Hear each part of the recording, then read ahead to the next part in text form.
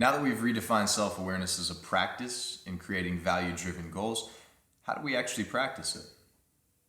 My business school professor used to use an activity to engage his students in this type of self-reflective thinking through the use of refutative language.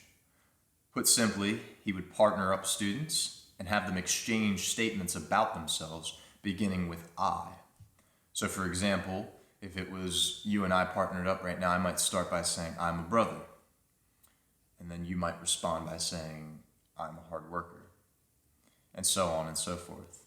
The caveat was that at the end of each statement, we had to tack on, but that's not who I am. So the statements would become, I'm a brother, but that's not who I am. I'm a hard worker, but that's not who I am. Take a moment to pause the video right now and just write down a few statements about yourself. They could be titles that you hold, accomplishments from the past, things you want in the future, or even personality traits that you identify with. After each statement, tack on the phrase, but that's not who I am. Once you have these statements written down, try saying them out loud. If you want an added level of discomfort, find someone else to say them to, maintaining eye contact throughout. Repeating this activity over time prompts us to let go of the statements that we hold onto so tightly, the labels, the titles, the accomplishments, the traits. And that frees up a lot of mental energy. Other habits to implement include meditation. Meditation has been shown in clinical studies to reduce activity in the DMN, resulting in a sense of self not rooted in thoughts or emotions.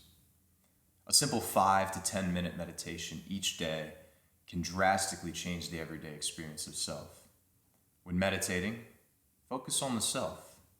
Try to pinpoint the center of yourself and just experience it for a while. You might find that over time the location changes or disappears completely. Other techniques might include mindful breathing or breathing exercises. Breathing specifically has been shown to affect decision-making and our experience of free will. For example, a 2020 article published in Science Daily showed that you're more likely to make a conscious decision as you exhale. One simple exercise to try out is a 4-6 breath. Simply inhale for a count of 4, exhale for a count of 6, and then repeat that for about 5 minutes. And just notice those effects. Additionally, journaling can be a powerful practice in developing self-awareness in much the same way as the "but that's not who I am" exercise. Some prompts to get the ball rolling might be something like listing things that you're grateful for. If you could run away, where would you go and why?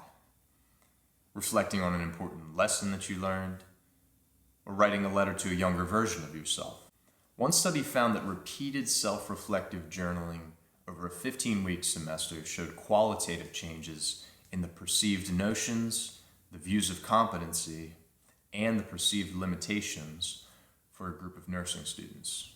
So, put simply, your mental framework expands, becomes more comprehensive with journaling.